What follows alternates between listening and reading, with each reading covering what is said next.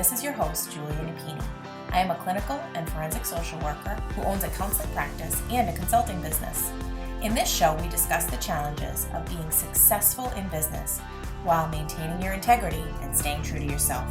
Join me while I interview other professionals and share insights from life and experience.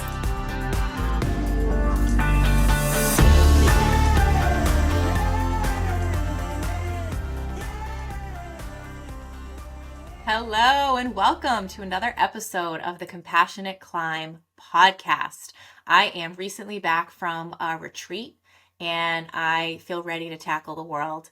So this is a consulting episode today, and our focus is going to be expanding to group practice. We have a previous episode where I talked about starting a practice, the steps involved, the pros and cons, the things to consider.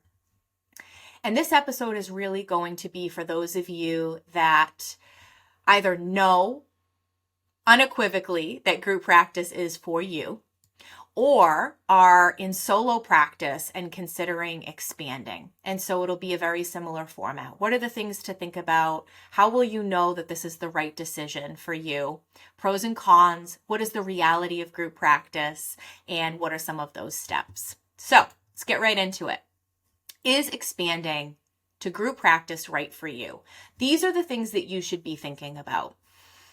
So we'll go over how you will know it is right for you first. If solo practice is feeling isolated and you really miss working with others, if you want to be part of a team, if you are missing that interaction and that ability to consult and connect with your peers, if you have more referrals than you know what to do with in your own private practice, if you are at a point where you are just not able to accept any more clients, but you still want to obviously try to meet that need and continue to help. If you have previous management experience and believe that you would be good at it, or if you don't have any of that experience, but you feel like you have some of those skills and you really want to capitalize on them. If you have systems in place that can be multified, so obviously you want to make sure that you have your electronic health record that you can add other clinicians to, you have your consent forms all squared away, you have all of your notes and your intake forms, that you have a system for your billing, whether you're private pay or an insurance-based practice. And if you obviously have the space for someone or a HIPAA compliant telehealth platform, you've got a phone service, you have secure fax and email, a website that you can add your clinicians to, etc. And these are not all things you necessarily have to have squared away, but before you hire your first person, you want to make sure that that is all taken care of. And if you enjoy the administrative aspects and the business side, you can outsource and delegate as time goes on, but you may not necessarily always have the funds right away. And so you will be bootstrapping for a while and wearing all of the hats. And so if that's something that you have no interest in, I would advise against group practice or even solo practice. Expanding may not be right for you if you prefer working independently. If you don't necessarily want to collaborate with others, you just want to do your own thing.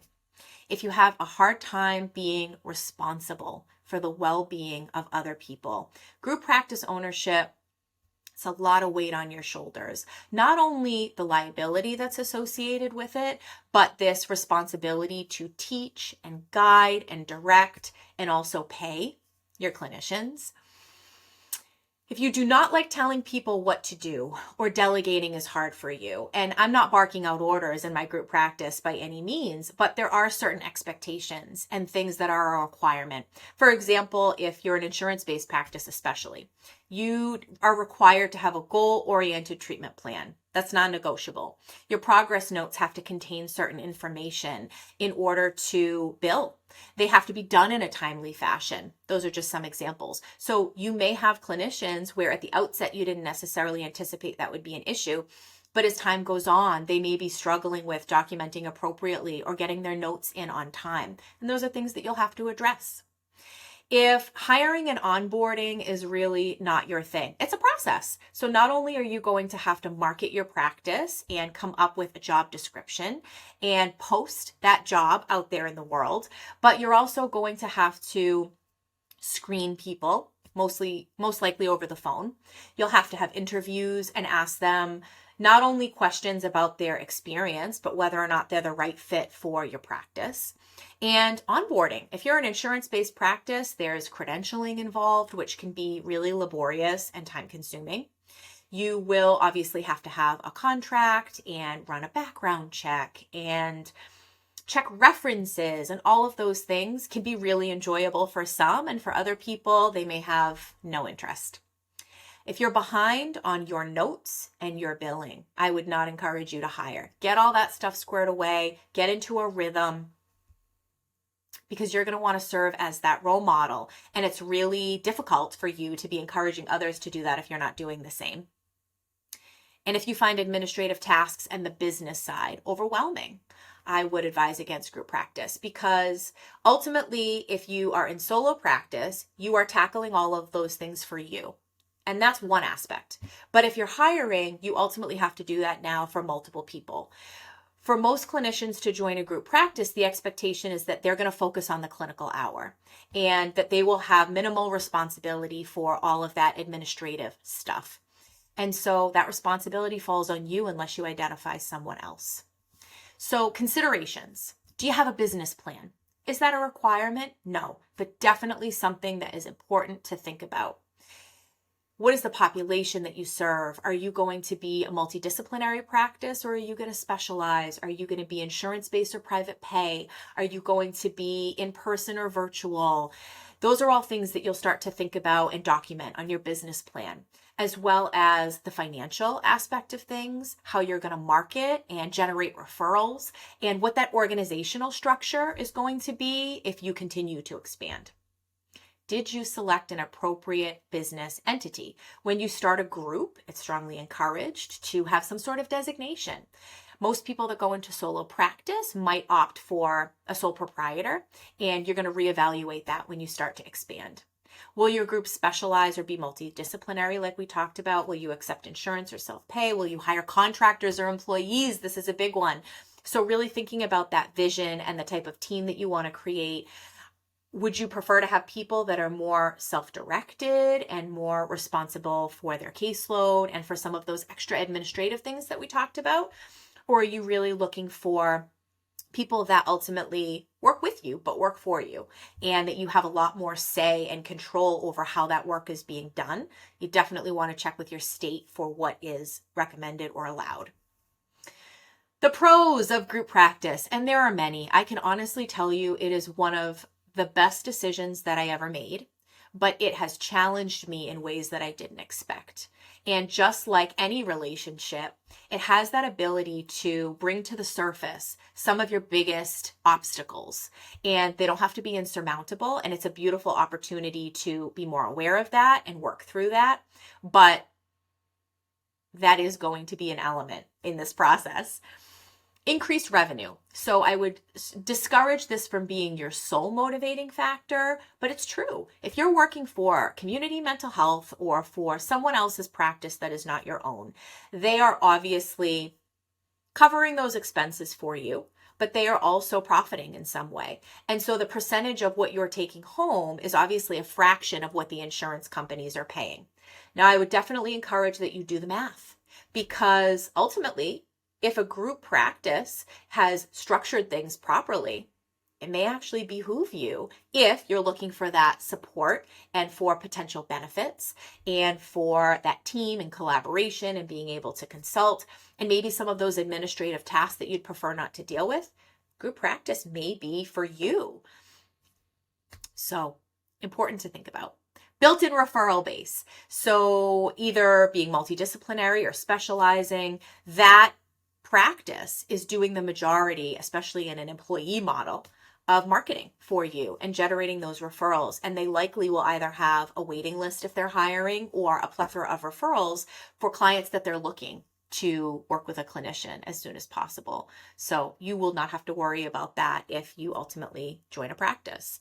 The support of coworkers. I can't speak to this enough. Obviously, if it's a healthy work environment and the people that are there for the right reasons and enjoy the work, it can be incredible to come together and really to enable us to do this really challenging work for a longer period of time if we have that support.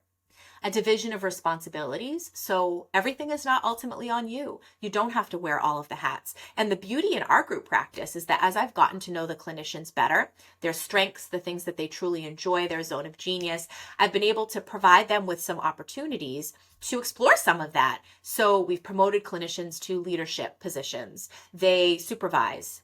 We have a group coordinator who handles all of the behind the scenes in getting a group up and running and marketing and filling that group. We also have the opportunity for clinicians to write blog posts if they have interest, or help with our newsletter or social media posts. So there are really endless opportunities. We have a clinician right now that's planning a walk and an event for postpartum depression. So really taking those things that light them up and giving them that avenue to really make it happen and incorporate that in addition to the clinical work. You can create your ideal work culture. So for me, that was definitely a major reason why I ultimately decided to expand to group practice, because I missed the team environment, but I also had not had the most constructive or healthy work environments before.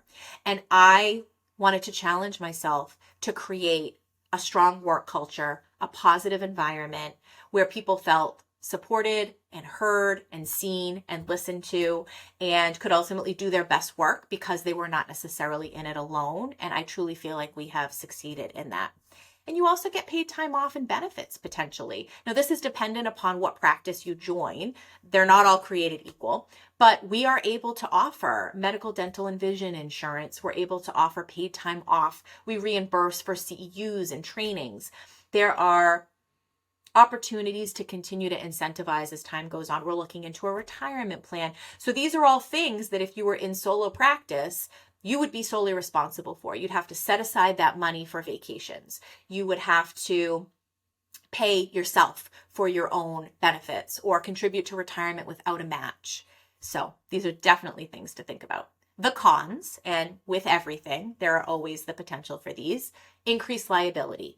So if you have employees, and depending on their licensure level, or even just the fact that by working for you, they're working under this umbrella and this business name and consulting with you likely on certain cases or issues that come up. And it's really important that you consider the fact that you do have some liability and responsibility in that. There's the increased expense. So I will be very honest about the fact that it is so important to do the numbers before you hire. Make sure that you are very clear on what those expenses are going to be and that they are just going to increase every year. Have a very clear idea of how many clients a clinician will need to see in order to be profitable within the practice if you are going to be offering benefits. Be really clear about a compensation model that's going to work well. Are you going to do a percentage model, a flat fee? Salary is an option as you start to grow. And really make sure that at the outset, what you're offering is something that you can ultimately provide and is sustainable and practical. Cons would be providing benefits. So that's obviously something as a group practice owner that you can do. You don't have to, but it definitely sets you apart from other practices and might make working for your business more enticing. Credentialing clinicians. So as much as it's not a difficult process, it is very time consuming, and not only to complete the applications, but the actual process to get approved. It's this hurry up and wait. You hire someone, you're excited, they're excited, and then there's a 3 to 6 month wait before they're paneled. And that can be really challenging. So being transparent about that at the outset, open, honest. I keep the clinicians up to date every step of the way. And I've obviously gotten good at completing those applications, minimizing errors, knowing the contact people to follow up and check in and make sure that the process is moving along, but it is something to consider. And the potential to work more and make less. I read that initially and I was thinking, wait a minute, we're striving for the reverse, but we're talking about cons here. It is definitely a possibility. Now, obviously, none of us go into this with this mentality, right? We ultimately want to make more money and work less. And I'm not saying that that can't happen in time, but that time is going to be different for everyone. and dependent on multiple factors. I will be completely honest that there has been a period of time since growing my practice where I have absolutely worked more and made less. It's shifting and it's trending in the right direction, but I was not necessarily prepared for how much harder I would be working. And I wasn't necessarily in a place where I could afford to outsource and delegate as much as I needed to. And so that's something I would have considered. And I help my consulting clients get really clear on that stuff so that they don't make that same mistake. The steps to expanding a group practice. So similar steps, obviously, to starting a private practice if you have not yet. Obviously, if you're already in solo practice, this will be a little bit different. So assuming that you have already done the following, chosen an appropriate business name that is not necessarily your name or anything geographic, which I would advise you against. I would strongly encourage something that can be all encompassing for the growth of your practice and promoting your other clinicians. That you have space available, that you've selected the appropriate business entity, that you've obtained a tax ID number, so that designates you as a business with the IRS, that you've opened a business bank account, separate those business and personal finances, that you've selected accounting software that tracks expenses and allows you to run your payroll, very important, that you've had an attorney review your consent forms, which I would strongly recommend, and definitely listen to our episode where I interview Bob Landau to learn more. That you've chosen an electronic health record that's an all-in-one and that you can add clinicians to. That you have HIPAA compliant phone, fax, email, and for your email, I would suggest that it's encrypted as well. And that you have a website that you can very easily add those clinicians to. Then you would need to apply for an organizational national provider number, or NPI type 2. This is going to go on your claim forms. And even if you are private pay only, if you are going to be providing super bills, you would need that. Create an employee handbook. This is the go-to for all of your processes and procedures. And I'll be honest, it's referred to a lot. It's a fluid document that we're updating on a regular basis, would strongly encourage. Your offer letter or your contract for your new hires. You're going to want to update your liability insurance to obviously make sure that you're covering your group practice, but also that you're covering the clinicians that you hire. And I would encourage that they also have their own policy and add you to it so you have that double coverage. That you complete credentialing applications if you're going to be an insurance-based practice, that you obtain workers' compensation. Now, this is very state-specific in terms of the rules and regulations, so make sure to check with your state. Add clinicians to your website and create their directory profiles on Psychology Today, for example, to start generating referrals. And market your clinicians. So you obviously want to let all of your current referral sources know that you are hiring and that you will have availability. So that's a very brief overview, but definitely some important information to think about and to consider. And I am always open to more conversations about this topic. So I'm a private practice consultant. I not only help clinicians start private practices, which can be very daunting and overwhelming, but we walk through the steps. We break it down into bite-sized pieces. We overcome the challenges that might come up for you, to really make sure that if you are going to do this, you're going through the steps properly and that you're going to be successful. We also help clinicians expand their practices. So if this is you and you're considering building a team, there are definitely additional considerations. And I want to make sure that, again, not only is it successful, but that you ultimately do get to a point where you are working less if that's what you truly want to do, or working in different avenues, not strictly just the one-to-one counseling model, but maybe trying some other things out and ultimately making more. And it's possible and you can get there. And then I also help clinicians diversify. So adding additional income streams to their practice or pursuing their other passions beyond just counseling. And that can be utilizing those counseling skills, but that can also be other things like teaching, providing trainings, coaching, consulting, podcasting, writing a book, creating a program. There are endless opportunities. And I am here to tell you that as much as I know that this podcast is ultimately for entrepreneurs, business owners, and not specifically mental health, that is obviously what I can speak to the most from my personal experience. And I want to break through that glass ceiling and demystify this message that I received that we cannot make a decent living in this field. It is possible. There are avenues that you can take, and independent licensure being one of them, specializing and niching in a certain area, taking on a leadership role, private practice, forensic social work, coaching, consulting.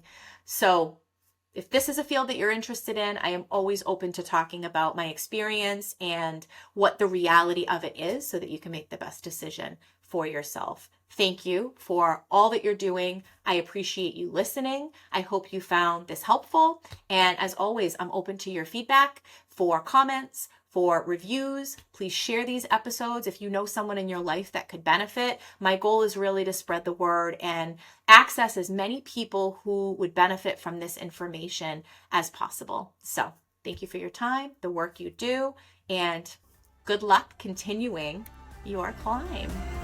If you like what you're hearing, please rate and review. This will help others find us and benefit as well.